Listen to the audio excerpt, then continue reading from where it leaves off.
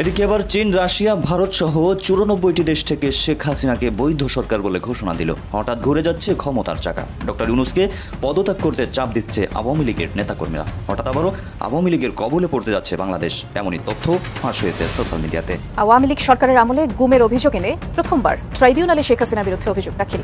অভিযোগে বিগত সরকারের সময় প্রত্যেকটি গুমের তদন্ত চাওয়া হয়েছে। এই মুহূর্তে সারা পৃথিবী চাচ্ছে যে শেখ হাসিনা প্রধানমন্ত্রী, উনি তার প্রধানমন্ত্রীতে ফিরে আসুন। চীন, রাশিয়া, ভারত সহ 94টি রাষ্ট্র মিলে জাতিসংঘকে চ্যালেঞ্জ করছে যে ডক্টর ইউনূস সাহেব অবৈধ সরকার। তার মানে শেখ হাসিনা এখন পর্যন্ত বাংলাদেশের বৈধ সরকার। সেই ডকুমেন্টগুলোই আপনাদের সঙ্গে আজকে আমি ভিডিওগুলো দেখেই বুঝতে পেরেছেন আজকের এই ভিডিওটি কতটুকু গুরুত্বপূর্ণ হতে চলেছে। তাই সবাইকে বলবো না টেনে একটু ধৈর্য ধরে সবগুলো ভিডিও আপনারা দেখবেন। তো চলুন প্রিয় দর্শক, কথা বাড়াবো না, সরাসরি মূল নিউজে চলে যাব। যাবার আগে সবাইকে বলবো যারা এখন পর্যন্ত আমাদের এই চ্যানেলটি সাবস্ক্রাইব করেনি, প্রতিনিয়ত এই ধরনের সকল প্রকার নিত্য নতুন আপডেট নিউজগুলো পেতে আমাদের চ্যানেলটি সাবস্ক্রাইব করে আমাদের সাথে থাকবেন। চলুন একটা লাইক দিয়ে আমরা সবগুলো ভিডিও দেখে আসি। চীন, রাশিয়া, ভারত সহ 94টি রাষ্ট্র মিলে জাতিসংঘকে চ্যালেঞ্জ করছে যে ডক্টর ইউনূস সাহেব অবৈধ সরকার। তার মানে শেখ হাসিনা এখন পর্যন্ত বাংলাদেশের বৈধ সরকার। সেই ডকুমেন্টগুলোই আপনাদের সঙ্গে আজকে আমি শেয়ার করব। অবশ্যই সঙ্গে থাকবেন এবং আওয়ামী লীগের যারা ভাই বোনেরা আছেন অবশ্যই ভিডিওটা বেশি বেশি শেয়ার করে যাতে সবাই সঠিকটা জানতে পারে, কারণ সবকিছুর রুলস অফ রেগুলেশন রয়েছে। চলুন বন্ধুরা, দেখা যাক তাহলে যে আসলে আমরা যে নিউজটা প্রকাশ করতেছি সেটা কতটুকু সত্য। এই যে দেখুন, ফেসবুক গ্রুপে আমি ঢুকলাম, যে কোনো গ্রুপে, সব গ্রুপে মনে করেন এই একই নিউজ হয়েছে যে আওয়ামী লীগ সরকার এখনো বৈধ। এই যে দেখেন, ইয়েমেন টিভিতে একটা বলা আছে, আল জাজিরার একটি নিউজ, এখানে বলা আছে যে আন্তর্জাতিক সংবাদ, জাতিসংঘ সম্মেলনে ডক্টর ইউনূসের অংশগ্রহণকে চ্যালেঞ্জ জানিয়েছে চীন, রাশিয়া, ভারত সহ অনেক দেশ। 11/9/2024 খবর আল জাজিরার। প্রথম প্রস্তাব তুলে রাশিয়া জাতিসংঘের কাছে প্রধানমন্ত্রী শেখ হাসিনার পদত্যাগের আনুষ্ঠানিকতা প্রমাণ চেয়েছে জাতিসংঘের কাছে, বুঝছেন? তা যা তারা বলেছে যে জমা দেওয়া হয়নি। রাশিয়া পুতিন যে কথাটা বলছে, চ্যালেঞ্জ করেছে যে বাংলাদেশের প্রধানমন্ত্রী, সাবেক প্রধানমন্ত্রী শেখ হাসিনা যে পদত্যাগ করেছে সেটার আনুষ্ঠানিকভাবে ডকুমেন্ট চেয়ে ওনাদের কাছে চ্যালেঞ্জ করেছেন। তার মানে যে একটি এত বড় একটা দেশের ঘটনা, সেটা তো অবশ্যই কোনো নিয়ম মেপে কাজটা হবে। সেটা হচ্ছে জাতিসংঘ সাধারণ পরিষদ থেকে জানিয়ে দেওয়া হয়েছে এই নথিপত্র ছাড়া কোনোভাবেই মানে বর্তমান সরকারের উপদেষ্টা ইউনূস সাহেবকে বৈধতা পেতে পারে না। তার মানে জাতিসংঘ কিন্তু অলরেডি জানিয়ে দিয়েছে যে শেখ হাসিনার যে নথিপত্রগুলো রয়েছে সেটা যতক্ষণ পর্যন্ত না পাওয়া যাবে, তার মানে যেটা নেই সেটা পাবে কোথা থেকে, তাই না? শেখ হাসিনা তো সুষ্ঠুভাবে পদত্যাগ করেননি, কিংবা আদৌ হয়েছেন কিনা সেটা তো জাতি জানে না। তো যাই হোক, সেটা যেহেতু নাই, তার মানে বোঝা যাচ্ছে যে শেখ হাসিনা পদত্যাগ করেনি। তার মানে ডক্টর ইউনূস সাহেব কিন্তু অবৈধ সরকার, আর শেখ হাসিনাই কিন্তু এখন পর্যন্ত বাংলাদেশের রানিং সরকার। তো আজকে রাশিয়া, চীন, ভারত সহ অনেক দেশ যে ইউনূসকে জাতিসংঘে কথা বলার কোনো অধিকার নেই। তার মানে সবচেয়ে বড় কথা হলো জাতিসংঘে যে কথাটা আজকে উপস্থাপন করার কথা ছিল ডক্টর ইউনূস সাহেবের, সেটা ওনারা পারমিশন দিচ্ছে না। তার মানে এখানে জাতিসংঘ সহ সারা বিশ্বের কাছে এখন পর্যন্ত বাংলাদেশের রানিং প্রধানমন্ত্রী হচ্ছেন শেখ হাসিনা। এই পদক্ষেপের কারণে উপদেষ্টা ইউনূস সাহেব আর বাংলাদেশের উপদেষ্টা হিসেবে দায়িত্ব থাকতে পারে না ফেরা সম্ভব নয় বলে মনে করে বিভিন্ন মহলের নেতা এবং রাশিয়ার, চীন সহ সকল দেশ। হ্যাঁ, এটাতে আপনারা আসলে কি, শেখ হাসিনাকে ভারত থেকে বাংলাদেশ সরকার ফিরিয়ে আনতে পারবে এই সম্ভাবনা বাড়ছে।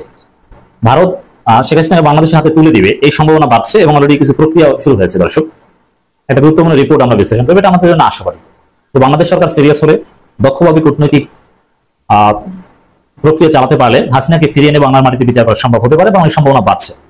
ভারতকে কার্যকর চাপ প্রয়োগ করতে পারলে এবং হাসিনার যদি দ্রুত বিচার হয় বাংলাদেশে ন্যায়সঙ্গতভাবে, ন্যায্যতার ভিত্তিতে, আন্তর্জাতিক মানদণ্ড বজায় রেখে হাসিনার বিচার হলে হাসিনাকে দেশে ফিরিয়ে আনা সম্ভব হবে। বিচার আগেও সম্ভব, বিচার হলে, রায় হলে তো আরো সম্ভব। আসিফ নজরুল বলেছেন যে ভারতের কাছে শেখ হাসিনাকে ফেরত চাওয়া হবে, এর মানে সরকার সিদ্ধান্ত নিয়েছে। আর আন্তর্জাতিক অপরাধ ট্রাইব্যুনালের চিফ প্রসিকিউটর বলছেন তাজুল ইসলাম যে হাসিনাকে ফিরিয়ে আনার প্রক্রিয়া অলরেডি শুরু হয়ে গিয়েছে। আমরা সরকারের স্বাগত জানাই হাসিনাকে দেশে ফিরিয়ে আনার প্রক্রিয়া শুরু করার জন্য। ঢাকা পোস্ট একটা রিপোর্ট করেছে, এখানে অনেক আইনের রেফারেন্স দেওয়া হয়েছে, এক্সপার্টদের ওপিনিয়ন দেওয়া হয়েছে, চমৎকার ভাবে দেখানো হয়েছে। এখানে ঢাকা চাইলে হাসিনাকে হস্তান্তর করতে পারে দিল্লি, এর মানে হাসিনাকে ফিরিয়ে আনা সম্ভব হবে। তবে ইট ডিপেন্ডস অন বাংলাদেশ সরকারের আন্তরিকতা।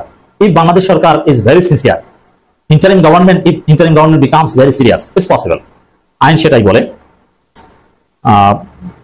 ভারত হাসিনাকে রক্ষা করতে চাইলে এটা খুবই খারাপ কাজ করতে হবে ভারতকে।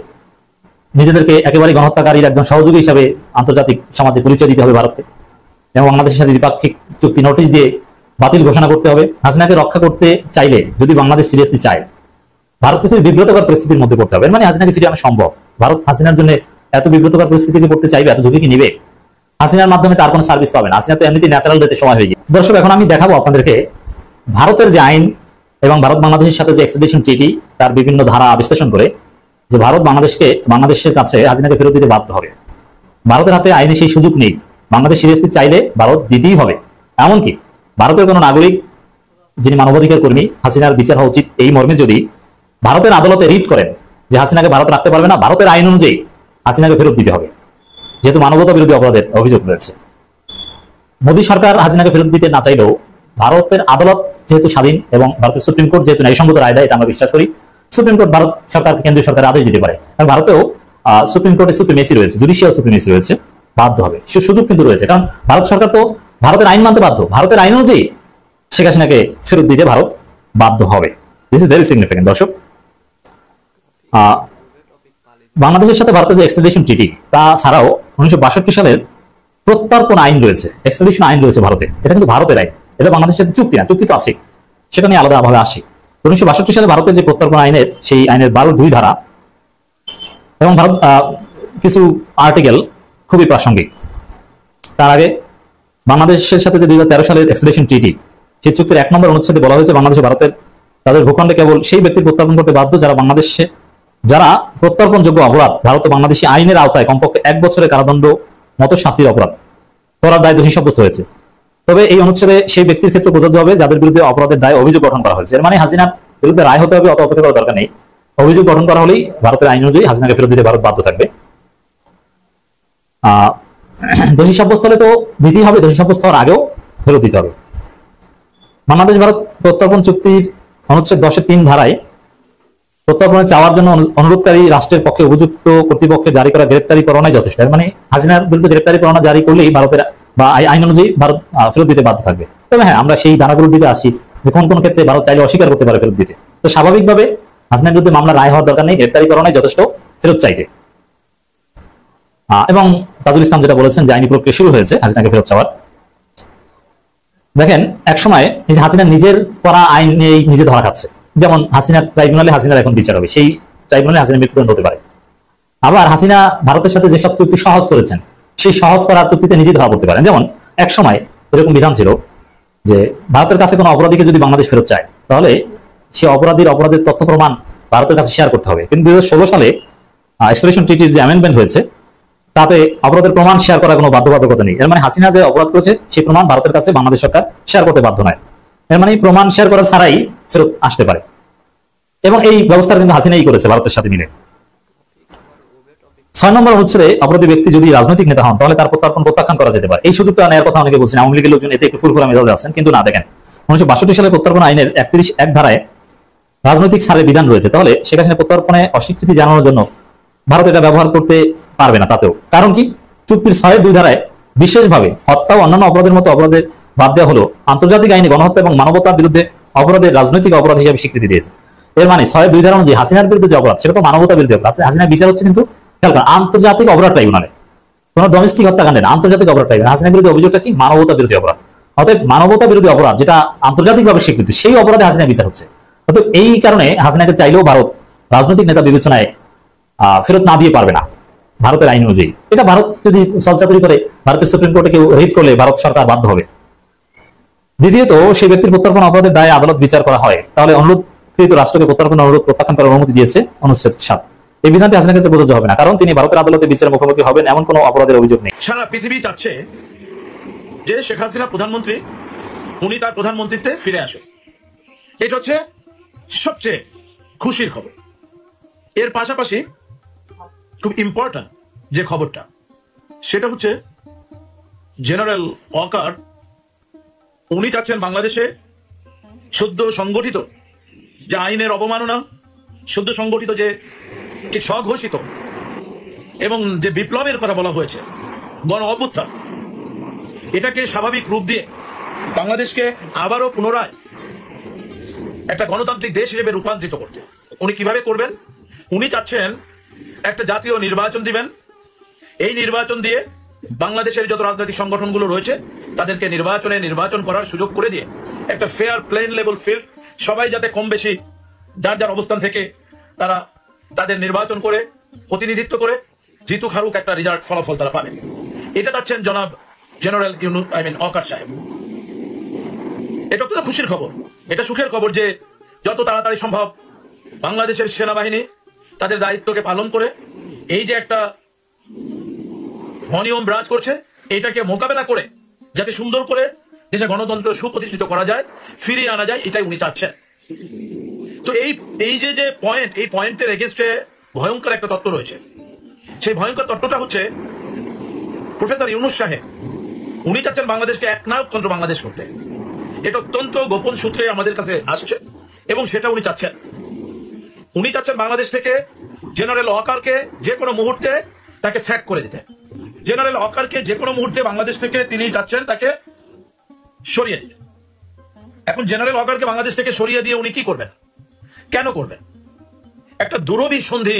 অবশেষে বাইতুল মোকাররমের সেই খতিব রুহুল আমিনকে অপসারণ।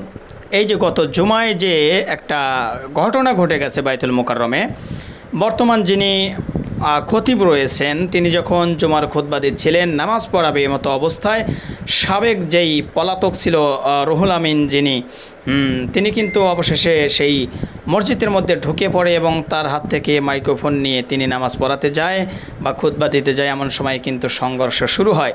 অবশেষে সেই বাইতুল মোকাররমের সাবেক খতিব রুহুল আমিনকে অপসারণ করা হয়েছে। তো চলুন একটু বিস্তারিত আপনাদেরকে জানিয়ে সবাইকে বলবো একটু ভিডিওটা শেয়ার করে দিবেন, আর আমাদের পেজে নতুন হলে ফলো করবেন নাসির অফিসিয়াল এই পেজটা। চলুন একটা লাইক দিয়ে মূল নিউজে চলে যাই। আত্মগোপনে থাকা বাইতুল মোকাররমের সেই খতিব মুফতি মোহাম্মদ রুহুল আমিনকে অপসারণ করা হয়েছে। রোববার 22 সেপ্টেম্বর ধর্ম মন্ত্রণালয়ের জনসংযোগ কর্মকর্তা মোহাম্মদ আবু বকর সিদ্দিকী স্বাক্ষরিত এক প্রেস বিজ্ঞপ্তির মাধ্যমে এ তথ্য জানানো হয়েছে। ধর্ম মন্ত্রণালয়ের প্রেস বিজ্ঞপ্তিতে বলা হয়, বাইতুল মোকাররম জাতীয় মসজিদে খতিব মুফতি মোহাম্মদ রুহুল আমিনকে যথাযথ প্রক্রিয়া অনুসরণের মাধ্যমে খতিবের পদ থেকে অপসারণ করা হয়েছে। গত 5 আগস্ট আওয়ামী লীগ সরকার পতনের পর থেকে বাইতুল মোকাররমের খতিব মুফতি মোহাম্মদ রুহুল আমিন আত্মগোপনে ছিলেন। শুক্রবার 20 সেপ্টেম্বর বাইতুল মোকাররম মসজিদের জুমার নামাজ শুরুর আগে মসজিদের বর্তমান খতিব হাফেজ মাওলানা ডক্টর মুফতি ওলিউর রহমান খান বয়ান করছিলেন। এমন সময় আত্মগোপনে থাকা খতিব মাওলানা মুফতি রুহুল আমিন অনুসারীদের নিয়ে মসজিদে আসেন।